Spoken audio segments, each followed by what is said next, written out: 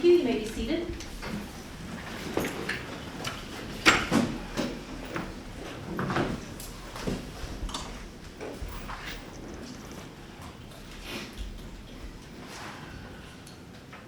This is cause number 18C011810F10006, State of Indiana versus Shane Shumate.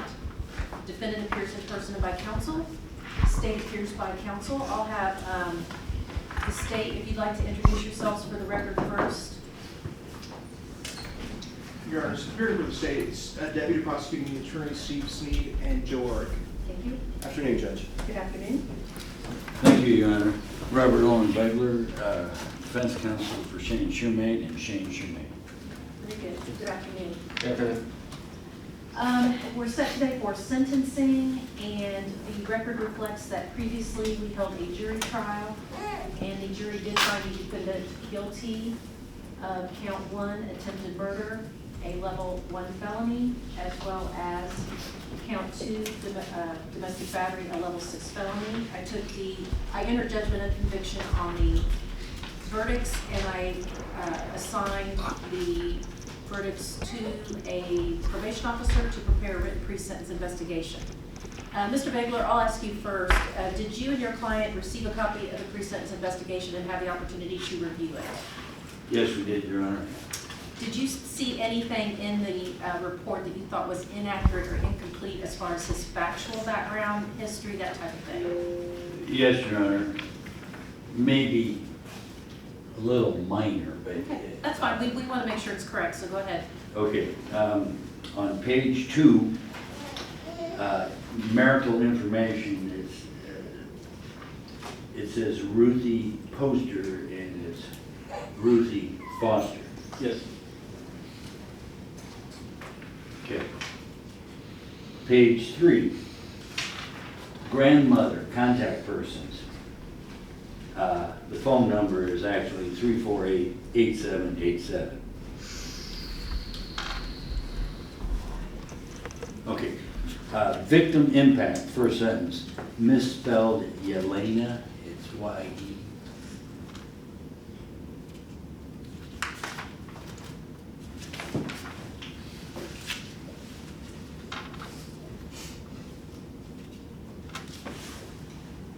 Thank you. I will make sure, do you have any others? Go ahead. Yeah, I just was making sure till you got done.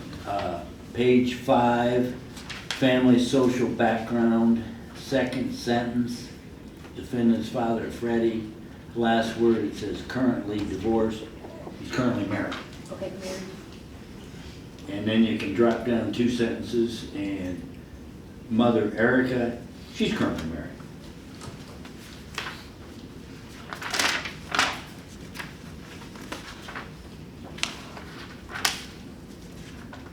Those are all of... Back on page 2, where it says the child support's going to Oh, yeah. Ruthie, it's actually going to Yelena. Sorry, back on page 2, it says support order 300 monthly. The implies it's going to Ruthie, but it's going to Yelena. Okay. Thank you. Okay, thank you. I will make sure the probation officer makes the corrections to the pre-sentence investigation.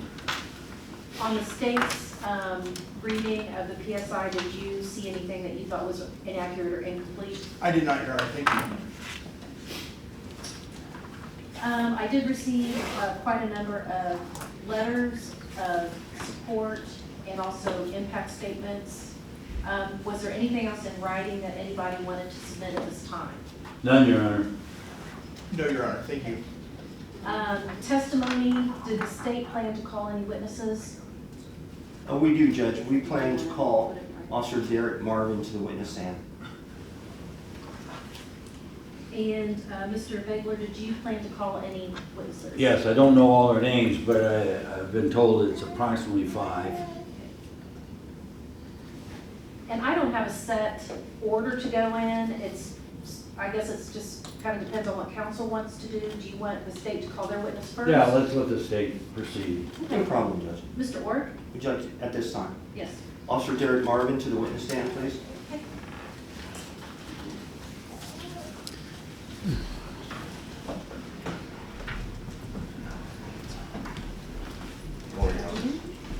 a seat there.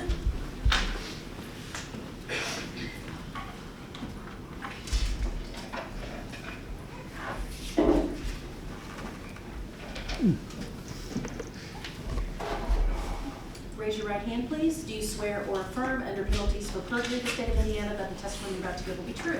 Yes. Tell everyone your name. Derek Marvin, Can you spell your first and last names, please? DERRICKMARVIS.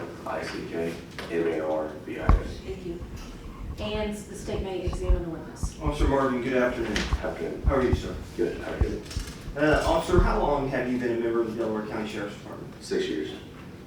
And during those 6 years, you've mostly been on patrol in uniform, is that correct? Yes. You've been a graduate of the Law Enforcement Academy, correct? Yes. Fair statement to say during that time period, you have participated or conducted or arrived at a number of domestic abuse cases.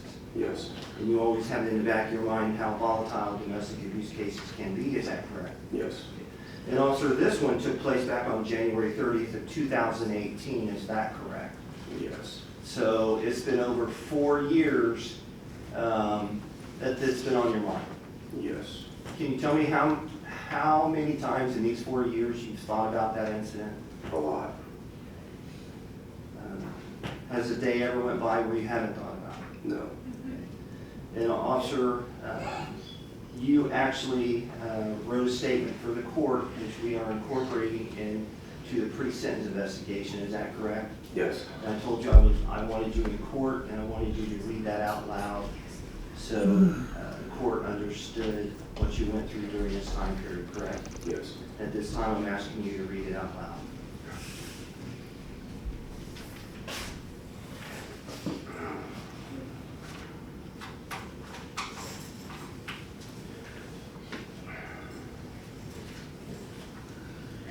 I grew up in a law enforcement family, and I knew when I became a sheriff's deputy that this type of situation was possible. You just never think it would happen to you.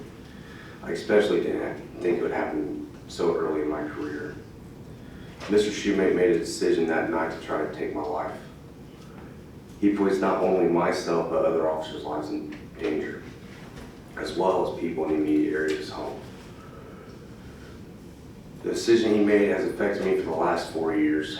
I withdrew from my family and friends. I would push anyone who tried to get close to me away. I honestly didn't know if I was trying to protect myself or them. I had to worry about going back out into the field and still doing my job. I had to think about what would have happened to my family if that night had ended differently for me. My child could have grown up without a father. My hope, Your Honor, is for Mr. Shumate to receive the maximum sentence allowed in this case. He made a decision that night. He now needs to be held accountable for his actions that he took. To give him anything less than the maximum would negate the seriousness of the situation. Thank you. Officer Marvin, is there anything that you left out of that, since you've written that you would like the court to know at this time? No. And Officer Marvin, just one final question from the state. Do you realize the only reason you're alive today is because he is an extremely poor shot? Yes. Nothing further for this witness. Mr. Begler, do you have any questions? No questions, Your Honor. Okay, thank you very much. You may step down.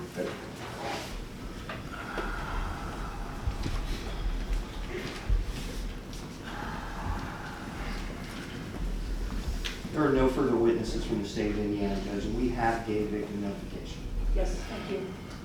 I do note that there was a victim impact statement filed by the victim in counts 2 and 3 as well. That is correct, And I Judge. have reviewed that. Thank you. Mr. Begler, Yes. your first witness. Okay, we would call Joyce Shumate.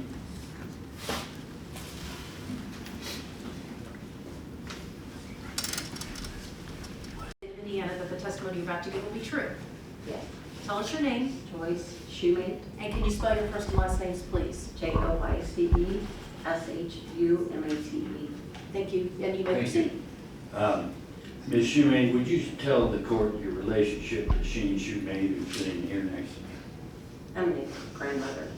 And you have asked me, and I have suggested that you testify to the court as to your thoughts on this matter, correct? Yes. Would you tell the court what your thinking is, what your feelings are? My feelings are that I've also lived this for the last 4 years because I cared for Shane when he was released from the hospital. I've attended everything with him. And since he was a young child, he's always been polite. He's always been respectful of others. And the night, in my opinion, he did not even know that there was a police officer out there. But, so I would request a lenient sentence. I did write a letter to you. I don't know that you received it. I did, and I reviewed it, thank you. Is there anything further you want to say other than what you said so far and what's in your letter? I just think that this would impact Shane emotionally and his relationship with his son financially and emotionally over the years. He's held the same job for several years. His employer has accepted him back after being released from his October 2018. He's not had anything other than traffic violations to this point. Is that the end? Thank you. Is that it? I think so. Okay. Thank you. Okay, thank you. Does the state have any questions? Briefly, Your Honor, thank you. Ms. Shumate, you are the defendant's grandmother, is that correct? Yeah. So you have known him for quite some time, is that correct? All the time. One of the recurring issues in this case, and is noted in the letters that we received in support of Mr. Shumate, is that he has anger issues. I have never observed that out of him. He's always been respectful to me. So when a Nicole Luger wrote a letter saying that he is quick to anger, that is not accurate? I can't speak for his relationship with her. When a Vicky Elder wrote a letter explaining that he needs to handle his temper differently, you're saying there is no temper problem at all? I've never experienced it because he has always walked away, which is my understanding of what his relationship, even with Elena, was that when they had a dispute, it was his normal to go get in his truck and go for a drive. It was his normal to do that. You just stated that he's always walked away, but you just now indicated that he's had incidences with his wife before. All I know is what I've been told by Elena, and there again, that's between him and her, is that they've had an dispute. He's never raised his hand to her, that he's always went for a drive and came back. That's just, every couple has disagreements at some point. I've never had one with him. A disagreement that leads to a spouse being slammed on the floor in front of their own child. That's what her testimony is, that's not mine. And what the defendant was convicted of, was he not?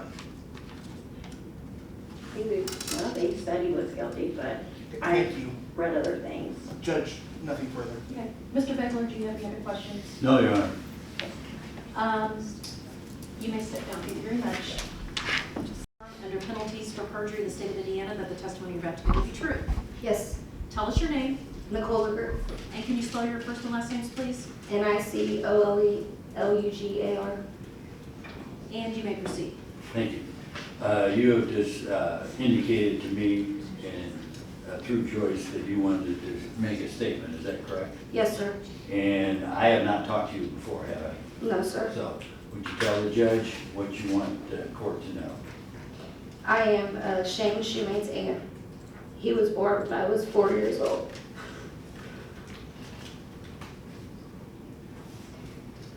I babysitted him a lot while growing up. This boy has done so many great things. He was always the one to save his money and buy his own toys or fix his mini crotch rockets. He loved animals. He has never hurt anybody or anything in my presence. Now, as I may have said, quick to anger, I did not mean him as being violent. I meant him as any human being. Everybody gets angry. Everybody makes mistakes. You can handle those in different ways. Sometimes in the heat of the moment, if you feel you're defending yourself in your own home and you don't know that police officers are outside, you make mistakes. Do I believe Shane meant to shoot and hurt somebody? No.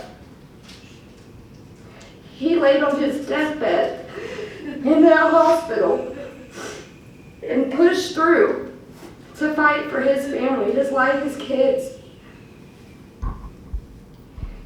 Now, is he sorry? Do I believe that? Yes.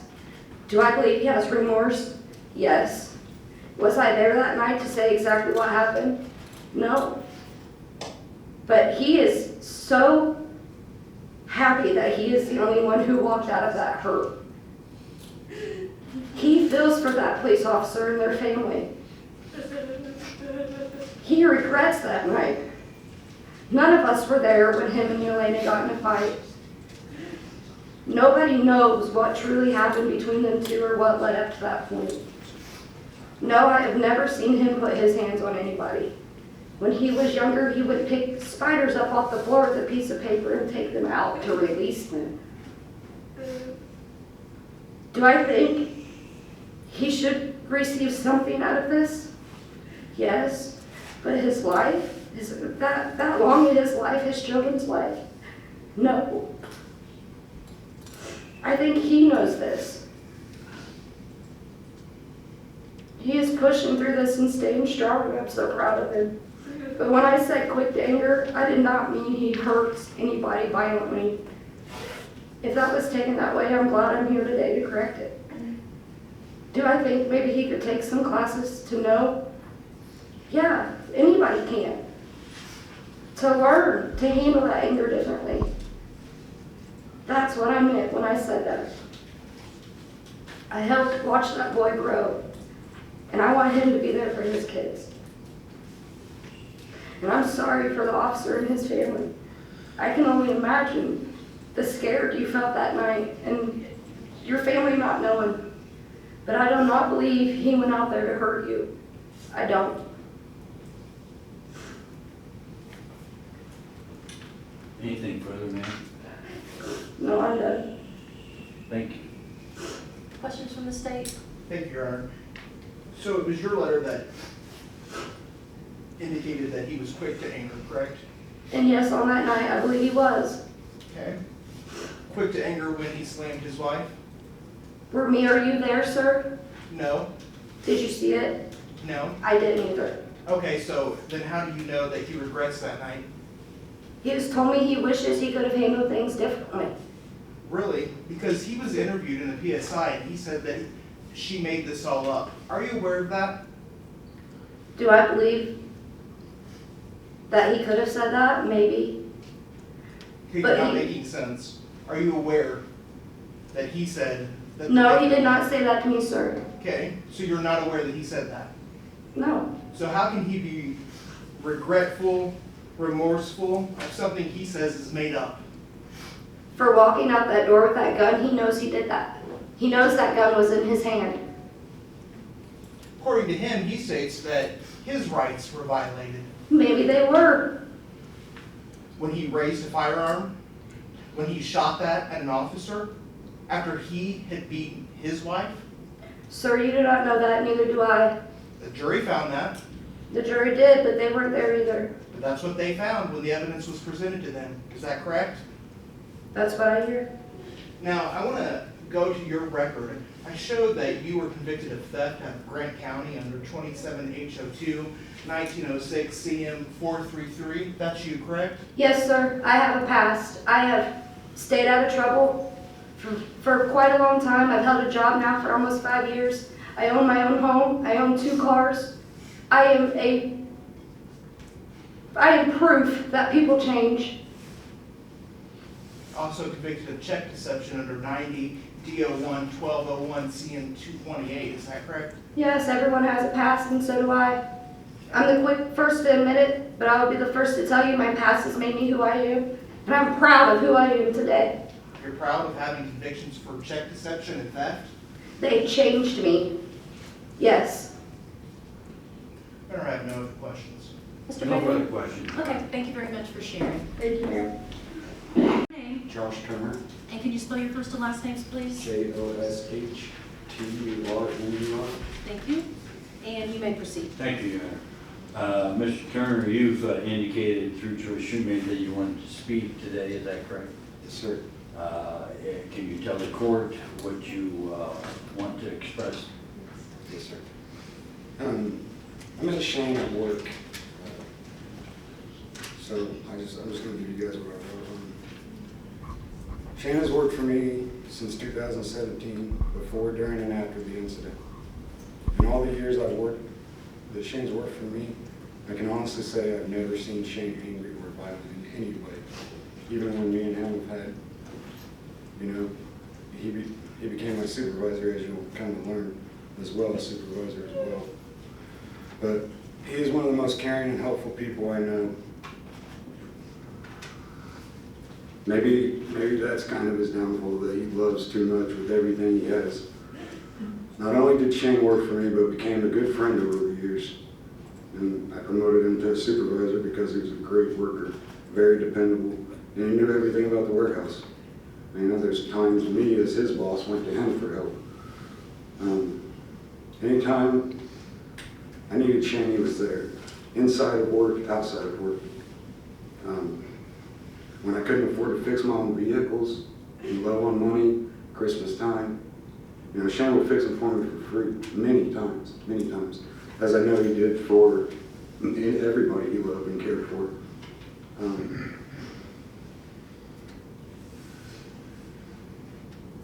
So when everything happened in 2018, and finally after his recovery in the hospital and rehab, he got to come back to work. I fought to make sure he came back to work because I really enjoyed having Shane working for me. But after all that, he came back to work, and with everything that happened to Shane and everything he had, over his head, with the upcoming charges and stuff, he never let it change him, and I admire him for that. It had to be a hard thing to do. In my eyes, I could never label Shane a criminal or a threat to anyone, and that's the way I see him. I feel like we'd be locking up a really good young man who works hard every day and to take care of everyone he loves, especially his son, who absolutely adores him, and Shane just absolutely adores his son as well. But I just feel like a lot of people depend on Shane, and I feel like locking him away isn't really going to do anybody any good in my eyes, I guess. But yeah, he's just always been a great guy and amazing to be around. Thank you, Judge. Mr. Turner, you knew him as a friend, correct? As an employee at first, yes. As an employee at first, but later as a friend? Yes, sir. Okay, you like him as a friend. Yeah, as a human being, very like. You hope the best for him, correct? Yeah, I hope the best for everybody. Okay. How much of the trial did you come down and watch? I actually watched every bit of it online. You watched online? Yes, sir. Okay, and you watched 12 jurors make a decision, correct? Yes, sir. And 12 jurors who didn't know each other. None of them knew each other. They made a decision based on the facts of the case. The fact that they were given this. Yeah, they weren't making a decision based on any facts they weren't given. They made a decision based on the facts that both the state and his own attorney, which he chose, presented to the jury, and the jury made a decision. Is that correct? Yep. Do you respect the jury system in Delaware County? I do. We've had nothing for it. Any other questions? No, Your Honor, thank you. May I add anything? Sure, go ahead. I do, believe in the jury system, but I do believe that defense could have done a lot better as well. Thank you, sir. Yeah. I know, he's short. Short people have trouble with that chair, believe me. Yeah, my feet aren't touching. Yeah. Raise your right hand, please. Do you swear or affirm under penalties for perjury in the state of Indiana that the testimony you're about to give will be true? Yes, I do. Tell us your name, Vicki Elder, and can you spell your first and last names, please? Vickieelder. Thank you. And you may proceed. Thank you. Ms. Elder, you've indicated that you wanted to speak at this sentencing, and therefore I would ask you to express your thoughts to the judge. Hi, I am Shane's other grandmother. I'm his mother's mother. And I wrote you a letter. And I know that this has been hard for the police officer and his family. It's also been hard for our family and for Shane. And Shane lived with me and my children for the first 3 years with his mother. His mother was very young when she had him, but she stayed in school and she lived with me and she graduated. So Shane has been like a sibling to my other children, my daughter Nicole that was up here, instead of just like a nephew that was born in another household.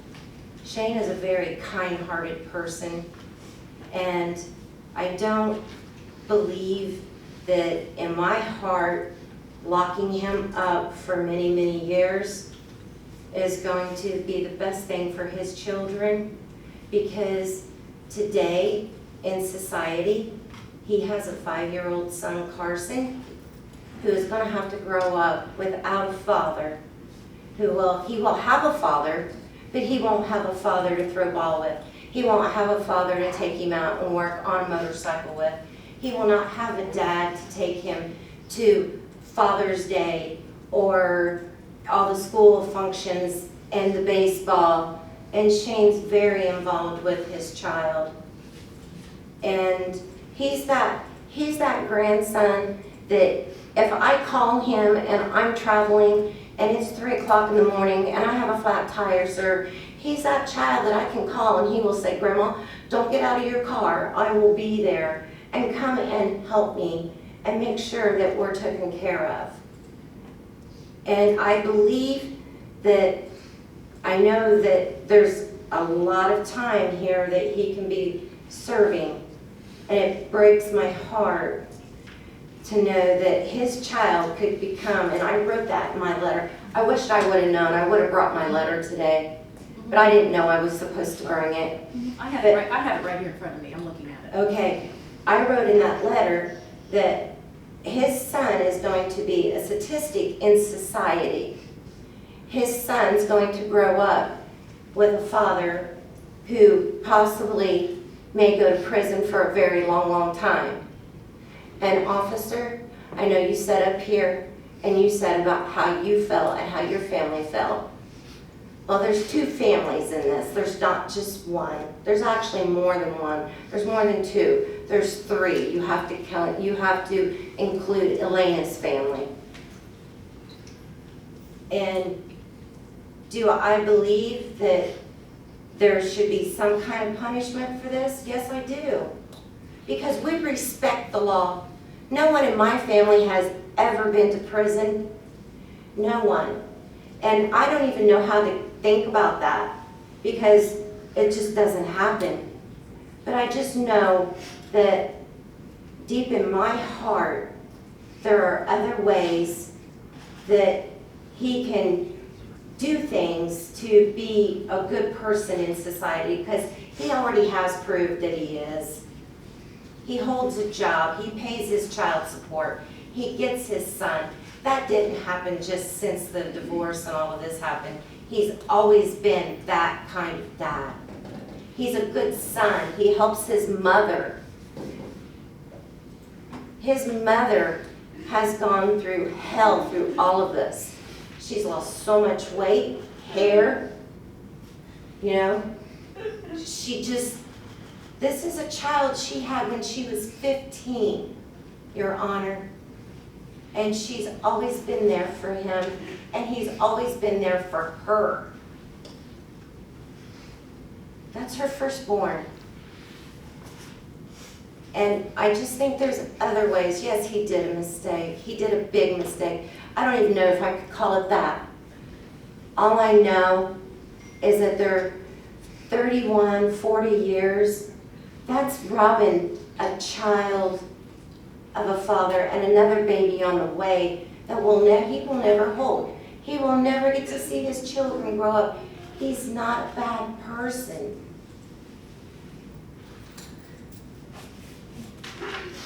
Thank you. And we're all here out of love and respect for him today. Any other questions? No, you're not. You Yes, listened to go me. ahead. You said it affected these other two families as well, Yes, right? yes. The officer didn't want to become involved on that night. He was there because he had received a report that a woman had been abused. That's why the officer went to the house. He didn't single this house out. He didn't draw a lottery. It wasn't a bingo. Let me speak. I know you're interested in jumping. You're shaking your head. That's why I keep thinking you want to jump in. He is the one that put the ball in motion. He did. No one else. When I look at your letter here, you say, and I'm quoting you, and I'll give it to you if you need it. Okay. Shane is sorry and embarrassed for his actions on that evening. Tell me Yes. how you know. Because I've talked to Shane. Has he told you that? Has he told me that? That was my question to you. Well, for one, I wrote him a letter and he wrote me a letter, but I haven't received it yet. I know my grandson. No. No, let me answer. No, you didn't do it. You said he told you that, and then you said he wrote you a letter and you didn't get it. So which is it? Did he tell you he was sorry, or you think it's in a letter, or either you can read his mind? Sir, do you have children? You can't question me. You are on the witness stand. Answer my questions. No. I'm not saying no. I'm answering your question. No. He did not personally, verbally tell me that. Then I what? know. Well, he didn't come to jail right away. He had 3.5 years to talk, okay? It wasn't like he did this and then he just went to jail and then none of us ever got to speak or spend time with him again. I'm not disputing what he did. What I am up here for is to say that I do not believe that sending this young man away for a very long time is going to be good for his children. And you've had that opportunity. Okay. The judge let you say that. Now you're answering my question. I did answer it. I said Did no. So he never said to you he was sorry or he was embarrassed? Yes, he did tell me that he was embarrassed when he came home from the hospital and he was at Grandma Joyce's. Tell me- I went there and I visited him. This was 3.5 years ago, sir. Tell me what he said. He said that he wished that he would have never, ever, that night, ever let it get out of control. Him and Elena both let it get out of control. Did he? And that he was sorry for what happened and how he put his mother through things and the police officer. I don't know I'm not asking exactly you. how he feels. Go ahead, sir. Did he tell you he was sorry for slamming Elena? That's not the question you asked me the first Well, I'm time. asking you now. I've changed my question. Did he ever tell you he was sorry for slamming his wife on her back? I don't think so. Did you ever ask? No. You do say he understands how wrong he was, He and does. he understands he needs to handle his temper directly. Just like, Differently. thank you. Does he have a temper? No, I mean, he may with, I don't know. I've never seen Shane ever hurt anyone, get mad. All I know is that I know things that happened in that marriage. I know things that shouldn't have happened. And I know times when he should have stepped up and been more of, I don't know what to say, because I know you're going to turn it on me. You've got me so tongue-tied, because I'm so afraid what I'm going to say. You're going to make it turn around and make it sound like it's That is something enough of wrong. you attacking me. Just answer the questions. I'm not attacking you, sir. You just did for the last 30 seconds. Here's what you wrote in your letter. He understands the needs to handle his temper differently. So he admitted to you he has a temper. No. You wrote it I in wrote the that paper. letter. I feel that way. You didn't say that's your opinion. You Maybe said... I didn't, sir. You know, I'm not a college-educated person. It took me a long time just to try to figure out how to write that letter and write it properly, and I had no one to help me. I did that out of my heart. What is in that letter is in from my heart. And yes, maybe he needs to have some kind of counseling, but doesn't everybody? There's nothing wrong with counseling. Never said there was. And if he needs it, admit it. Maybe. Yes, maybe he does. Nothing further. Any other questions? No, Your Honor. Okay, thank you very much. Affirm under penalties for perjury in the state of Indiana that the testimony you're about to give will be true. I do. Tell us your name. Erica Combs, Can you spell your first and last names, please? ERICACOMBS. Thank you, and you may proceed. Yes, would you state your relationship, if any, to Shane Shumate? He's my son. And you've indicated that you want to speak to the judge about this I sentence? do. Would you go ahead and tell the judge what you want to tell her? I would like to tell the judge that my son did enter into an altercation with his wife that night. And he did grab her and they went to the ground. And he took off out the door. And then 2 hours later, I'm texting him on the phone. And I'm telling him I'm on my way. I'm gonna come sit with him because I understand he's upset and he's hurt. And he's caught his wife cheating and it'll be okay. At no point in time did we think cops were on their way. He gets a knock on the door. All these officers hide. They don't announce who they are. They don't ever announce who they are. He knows I'm on my way. He looks out his back window where I would park and he sees people by his vehicles. What is he supposed to do? Nobody ever said, police, we have a warrant for your arrest. Never, not once. Not once did these people announce who they were. Not once. And how was my son? He didn't fire a gun. He didn't fire that gun at you, sir. That gun was entered into evidence with 6 live rounds. 6 live rounds, ma'am. 2 days later, it had 5 and 1 spent. 5 and 1 spent, but nobody looked for a bullet for 7 to 9 days. What happened here? What happened here? My son is a good man. He did not go out there looking for a shootout with an officer. That's all I have to say.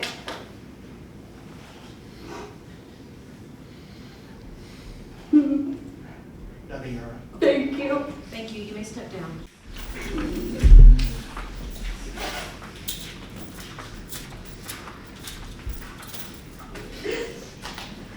It's gonna be a challenge itself. Yeah. Okay, as best you can, raise your right hand. Do you swear or affirm under penalties for perjury in the state of Indiana that the testimony you're about to give will be true? I do. Tell us your name Shane Shumate, and spell your first and last names, please. SHANESHUMATE. Thank you. And you may proceed. Thank you. Shane, you've talked to me several times and indicated that you've gone over PSI report. We've discussed it and thought about what you want to say today. Would you just express yourself to the judge? Yes.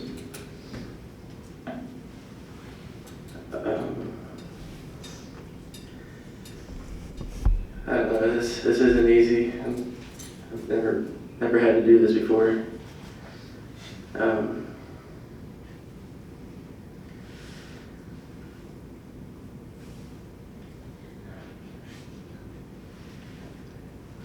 sorry, I should have wrote some stuff down.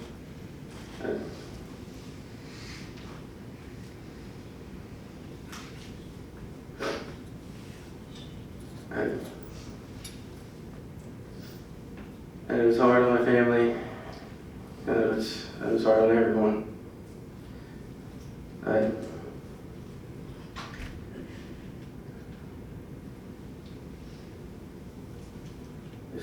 know it's gonna be hard. I'm gonna miss my kid. My girlfriend Ruthie, she's 20, about 21 weeks pregnant with our boy, and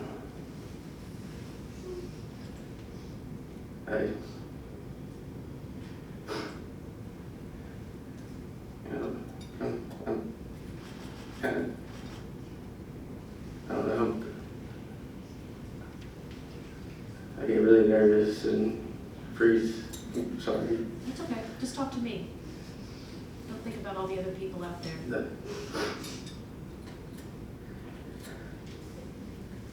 But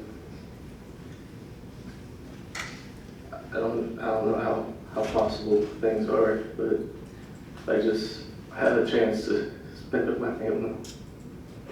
It's all I ask. I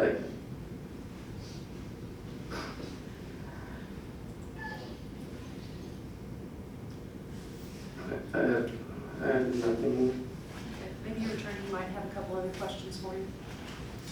Your Honor, my thought is that when we present our thoughts on the PSI, I'll talk about that. We didn't pre-script this with Shane. He just wanted to say what he wanted to say, and I really don't have any further questions. Does the state have any questions? From the state's perspective, Judge, I believe that was more about allocution than it was being directly questioned by your defendant, so I don't believe I do. Okay, thank you. You may step down, sir. Thank you.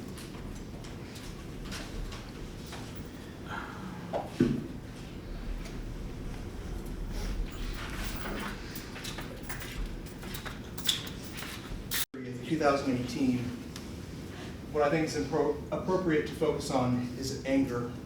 The anger of the defendant. An anger that two of his letters in support reference, but now attempt to be walked back. But this court saw this defendant's anger. He began by insulting his wife, demanding her phone. He wanted to go through it and see what she had been doing behind his back. He accused her of an affair, and he took her phone and refused to give it back to her. He tried to run and hide from her. She followed him upstairs, trying to get her phone back. That's when he attacked her. He slammed her on the stairs, body slammed her in the presence of their child.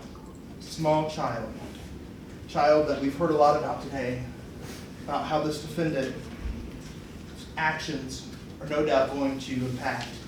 However, it must be noted that it's the defendant's actions that harm his child, no one else's. He slammed his wife in front of his own child, the child that we hear he cares so much about. His wife told him she was going to call law enforcement, and to evade law enforcement, he fled the scene, and he took his wife's phone with him so she couldn't get aid. Couldn't get aid for herself, couldn't get someone there to help her child. She was stranded, no way to call for help. Later, the defendant returned home, and he was still fuming. He was still fit to be tied, Your Honor. That anger that he has to learn to control, that anger that he should have sought counseling for, that he never did. Still fuming, still wanting to control his wife, still wanting to lash out against her, still wanting to retaliate against her. What do we hear? He disabled her car, her truck. He removed the battery from that truck. He removed the tire from that truck. He was forcing another confrontation with his wife that he battered.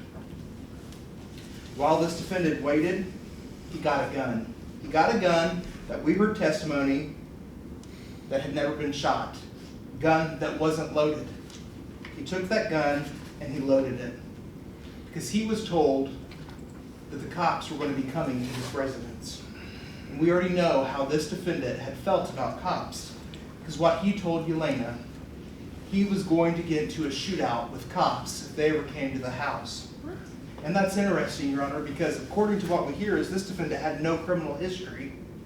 So he's already planning ahead of time for his actions that he's going to shoot it out with the cops.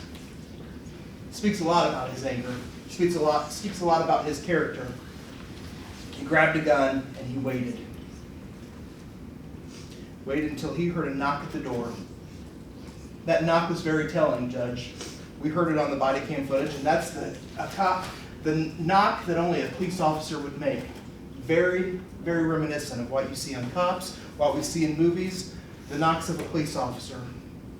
And instead of surrendering, being the kind gentleman that only picks up spiders with pieces of paper rather than killing them, he decided he was going to confront the police. He looked outside and he saw them. There's no doubt they were just feet away from him. He saw them. He engaged in direct confrontation with them, took the gun that he had, he went outside, looked in the direction of police, raised his firearm, and shot a shot in the direction of police. Now, these are not the actions of a man that's embarrassed, not the action of a gentleman, not the action of a man that's ashamed. It's a man that wants to get away with beating his wife, wants to get into a shootout with the police rather than go to jail. We see that, Judge. We see that during the trial. We saw that in the actions of the PSI, the defendant's statements about this offense. Extremely long time, but during that time we've had an epidemic that has killed millions of Americans over COVID. This trial also was delayed numerous times, and rightfully so, because parties made certain appealings where we asked for extra rulings from higher courts. That also added to the delay. His rights were protected every step along the way by the defense attorney, and I would like to congratulate the defense attorney for protecting this individual's rights, because he advocated for him in this court, he advocated for him in a higher court, in the appellate court. And most defense attorneys don't do that, and I do applaud you, sir. Now, Deputy Sneed just went over the tragic facts of the case that was presented to a jury here in Delaware County. This was a jury of 12 individuals. They didn't know each other. They had never met each other. They didn't come to some kind of conspiracy to convict him. They listened to the facts that were produced by both sides, and they came to the same conclusion: guilty on all accounts. The defendant was ordered to meet with the court's probation officer to conduct what we call a pre-sentence investigation. And the court appoints that to meet with the individual to get a better background on the individual, like type of life you had, have you ever had any trouble with substance abuse, ways to look to better understand the sentencing so the court has a better understanding on how to sentence an individual. And both sides have received that, and both sides have commented on that today. As a matter of fact, the defense attorney pointed out several errors, and those errors were corrected today here in open court. Now, the court probation officer asked the defendant what happens in regard to this offense. His answer: that my rights have been violated. Showed no remorse, none. He doesn't have to, but he didn't show any. But he especially didn't show any for his wife being slammed on her back in front of her 18-month-old child. Now, Officer Derek Marvin on that day was only doing his job. He was the only officer visible at the scene, as was testified during the trial. He was the one standing in the middle of the road without any cover. He wasn't lucky enough to get behind a truck, a car, a house, a tree. He was in the middle of the road. He was the first individual that was seen when the defendant came out the door, and he was the individual that the defendant tried to murder. Now, the probation officer also talked to the defendant about Yelena, and Yelena was his wife at the time with a small child, Carson, who was 18 months old. The defendant, in making reference to Yelena, his wife and mother at the time, quote, "She tells everyone he made it up." She tells everyone she made it up, which is, again, just another one of his ploys to avoid responsibility at all costs. He does everything in his power to get away from it. But one thing I want to do is let's take a look at the facts of the case that came directly from his own testimony. And this is from his testimony. He took her phone. He openly admitted on the stand he took her phone. He said he was mad that somebody was supposedly texting her, which I find a bit ironic because everybody here today says he doesn't seem to have a temper, which makes me think they never really knew him at all. He ran upstairs with the phone. He wanted to keep exploring the phone. He goes upstairs with the phone. He slams her on her back in front of that 18-month-old child, his own child, Carson. He ran out of the house with the phone. He takes off in a vehicle. He makes her carry a small child down the road in January and winter to her parents' house. He came back. He's not through with her yet. He removes the tire from her truck. He removes the battery from her truck. Prior to her leaving, count 2, domestic battery, the range is 6 months to 2.5 years. The state is asking for the full 2.5 years because he threw his young wife fully on her back. She had to go to the hospital, but he did it in front of his 18-month-old child. I'm asking that 1 and 2, since they are both crimes of violence, that they should be ran consecutive to each other for a total of 37.5 years. Count 3, interference with the reporting of a crime, ranges up to a year. That's for the phone, which he clearly admitted. I do believe he should get the full year for the phone. However, I do believe the phone should run concurrent with count 2. So the state is asking for 37 years and 6 months for the defendant to the Indiana Department of Corrections. Thank you, Judge.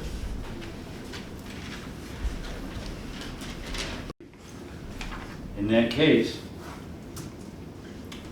the court, with respect to sentencing, had a discussion as to the appropriate factors in sentencing, period.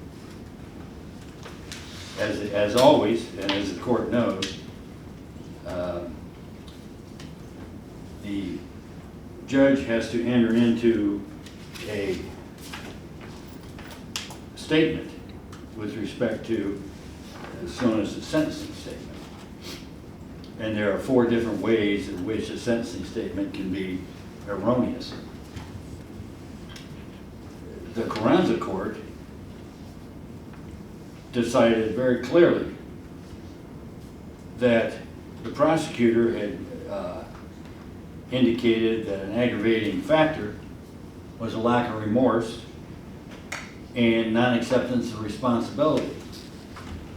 As you will recall, the sentencing statement by the prosecutors today have both argued that Shane Shumate showed no remorse and he showed no non-acceptance of responsibility.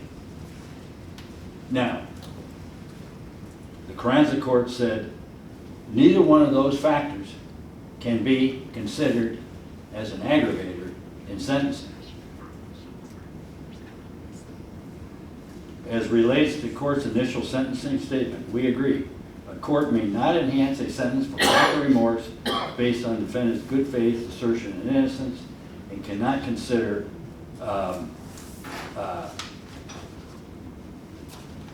it's considered abuse of discretion if there's no remorse and there's arguing no remorse and non-responsibility. That's the baseline right there.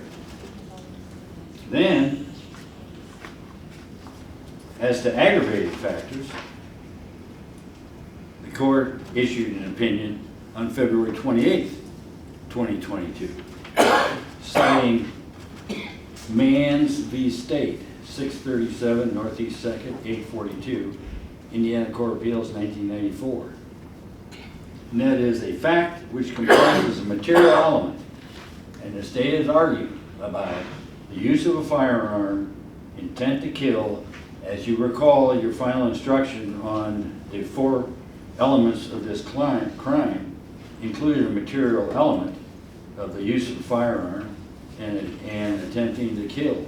The court stated a fact which comprises a material element of a crime may not also constitute an aggravating circumstance to support an enhanced sentence. So that's another baseline that was brought forth by the prosecutor in seeking an enhanced sentence against Shane Shumate. So given the fact that I believe the bulk of their argument is not available either as a sentence enhancement or an aggravator, then I think we will ask the court to focus on statute IC 35-48-1-7.1, which is the statutory basis for aggravators and mitigators. In section A, there are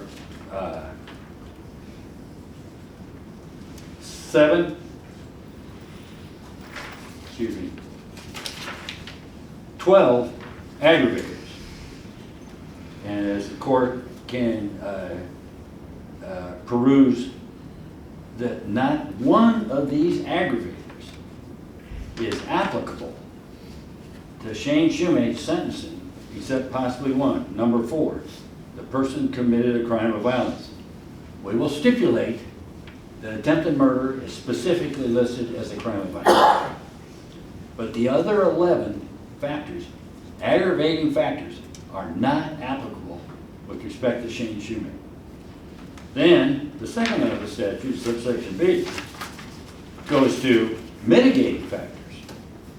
And the statute spells out as mitigating factors 12 mitigating factors.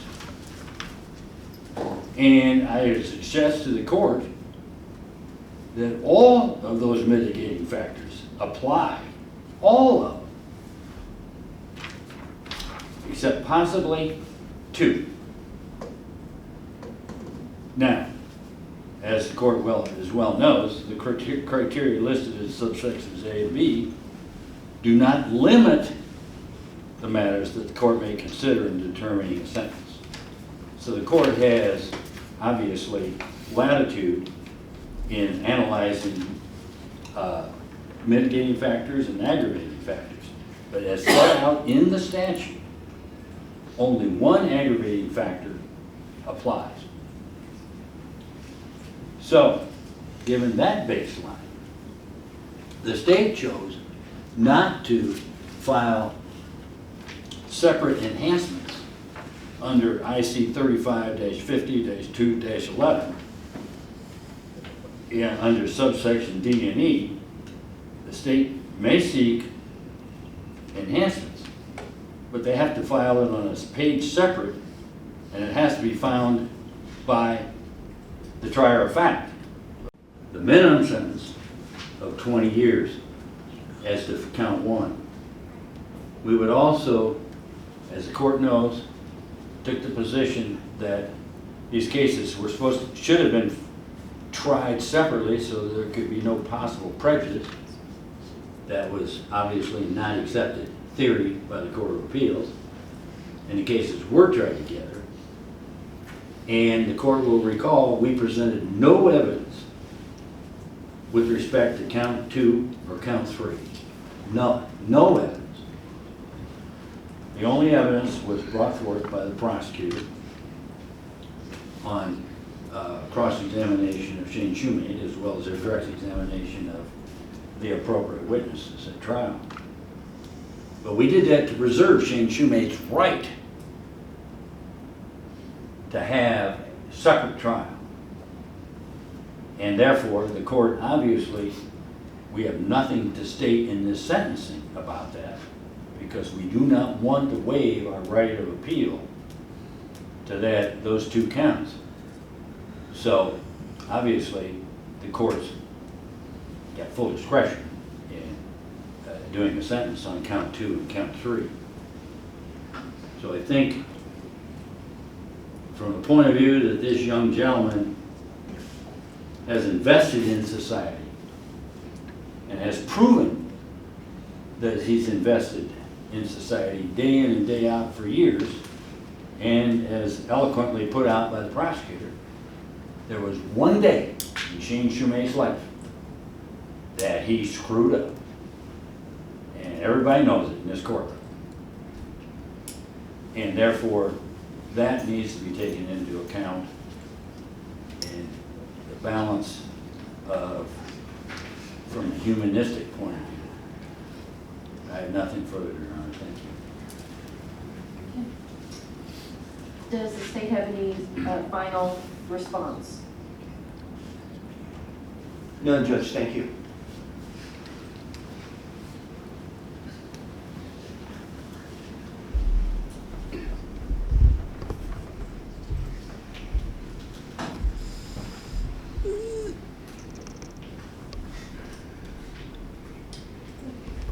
I'd like to say one thing for the record for the Court of Appeals purposes, which was the, as Mr. Ort noted, this matter was, there was a gap between the trial court proceedings when it went up to the Court of Appeals, and we appreciated the Court of Appeals taking the case on an interlocutory appeal basis to give us guidance on the separation of these two offenses into two separate trials. I do think that having heard the evidence at the trial, it would have made absolutely no sense to the jury if we hadn't tried both of these together, because they were so intertwined with each other.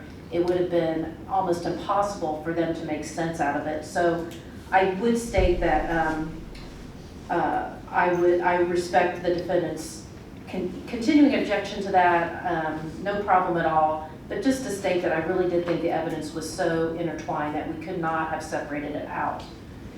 At this point then, you know, I told somebody today, I wish I had something profound to say, but I don't. It's a very tragic situation from everybody's standpoint. I agree with everyone who's testified on your behalf, Mr. Shumate. I have always observed you as being polite and respectful in court. Unfortunately, as Mr. Begler said, you just put yourself in a situation of being defined by the worst day of your life, January 30, 2018. There was something going on that you felt between your wife and possibly somebody else. There was an argument that turned physical. You left the house, and I think as your aunt stated pretty eloquently, some decisions were made at that point. If decisions had been made a different way, we wouldn't be here today, but decisions were made another way, and that's what's brought us here today. The defendant returned to the house, disabled the vehicle that the wife typically drove, got a gun. It was loaded, kept it by his hand. Like Mr. Orrick, I found it somewhat implausible that somebody was cleaning a loaded gun. It seemed to me that there was a waiting for someone to come to the house. Yelena testified that she had told Mr. Shumate that she had called the police. So, and then I thought that the body camera footage was pretty telling as well at the trial, that the lights did not go on until the defendant left that doorway. So, you know, I felt like I agree with the state that there was a lot of degree of carried planning in committing the offense, loading the weapon, knowing the police were coming, having the weapon at the side, waiting for the police to arrive. So I do give that great weight, that there was a degree of care planning in committing this offense as to count one. As to count one, I also find that the victim of the offense was a law enforcement officer engaged in his duties, which I do give great weight. I don't see that that's a statutory aggravator or enhancement, I do believe I can use that as an aggravating circumstance. I do find that there are circumstances that would support a sentence below the advisory sentence. Defendant does have strong family support, which could aid in his rehabilitation. I would note that the defendant has consistently received strong support from his family members in almost every court hearing. I do give that factor minimal weight, however, as the defendant could have used the support system to avoid committing the crimes, plural. The defendant has no other juvenile or criminal history, which I do give some weight. The defendant is maintaining gainful employment, which could aid in his rehabilitation, which I do give some weight. Lengthy incarceration could cause undue hardship to the dependent child. I do give that factor minimal weight, as defendant committed the acts knowing he had obligations to his child. In looking at the factors, I do balance them in favor of an enhanced sentence. Although there are some mitigating circumstances on the defendant's behalf, I think that the fact that the victim was a law enforcement officer engaged in his duties and the fact that there was a degree of care and planning does call for an enhanced sentence in this case. The defendant has suggested a sentence below the advisory sentence. I do find that a sentence below the advisory sentence would depreciate the seriousness of the crime of which the defendant was committed, firing a weapon at a law enforcement officer. I also have to look at the nature and circumstances of the offense. These are not aggravating or mitigating circumstances, but this is just in general the nature and character of the nature of the offense and the character of the defendant. The nature of the offense is particularly heinous and disturbing. It is difficult to believe that the defendant just happened to clean his gun immediately after an altercation with his wife, ending with her telling him that she was calling the police. Again, I find it hard to believe that the defendant was cleaning a loaded gun. The facts to me indicate that the defendant had possession of the gun, knowing the police were on the way and intending to use the weapon either to harm someone else or to cause someone to inflict harm on him. Defendant's character does support possibly an advisory sentence. He does not have any prior involvement with the juvenile or adult systems, and he was maintaining gainful employment and supporting his family. I've thought, obviously, we've all given this case a lot of thought. It's gone on for a long time. The state has asked me to sentence the defendant to 35 years executed to the Department of Correction. And I do find that that is the appropriate sentence under all the circumstances. So as to count 1, attempted murder, a level 1 felony, defendant is committed to the custody of the Department of Correction for 35 years, which is executed. As to count 2, domestic battery, a level 6 felony, defendant is committed to the custody of the Department of Correction for a period of 1 year, which is executed. As to count 3, interference with the reporting of a crime, a Class A misdemeanor, defendant is committed to the custody of the Department of Correction for a period of 1 year, executed. Defendant will serve the sentences in counts 2 and 3 concurrently with each other. He will serve the sentences in counts 2 and 3 consecutively to the sentence in count 1. The court must make a finding as to aggravating circumstances to support the consecutive sentences. I do find that they are supported because the victim in count 1 is a law enforcement officer acting within the course of his duties. The crimes in counts 2 and 3 are separated by time from count 1. The crimes in counts 2 and 3 led to the attempted murder offense in count 1, and both counts 1 and 2 involve crimes of violence.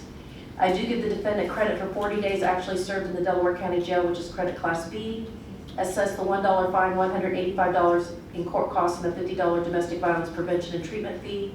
But defendant is indigent and shall not be incarcerated for his failure to pay the same.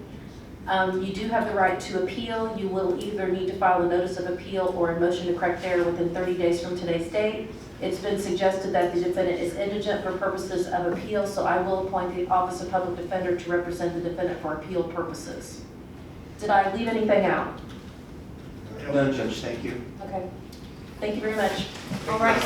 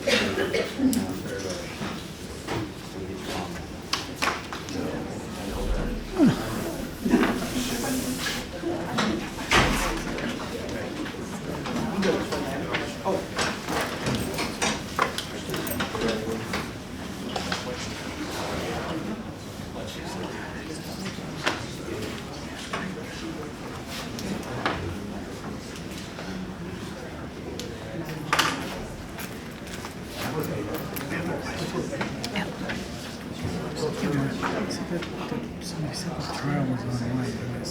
It was live streamed by us. Actually, Steve watched some of it online. Steve Lundell did, but it's not where you can go back and look at it. It's gone. It's gone. Where was it? Right? So Indiana Courts has a website. So anytime we live stream something, it's on that website. Is this live stream today? No, we didn't set up for live stream. Okay, I was gonna run out of batteries. Oh. So I went through 4 batteries. Okay.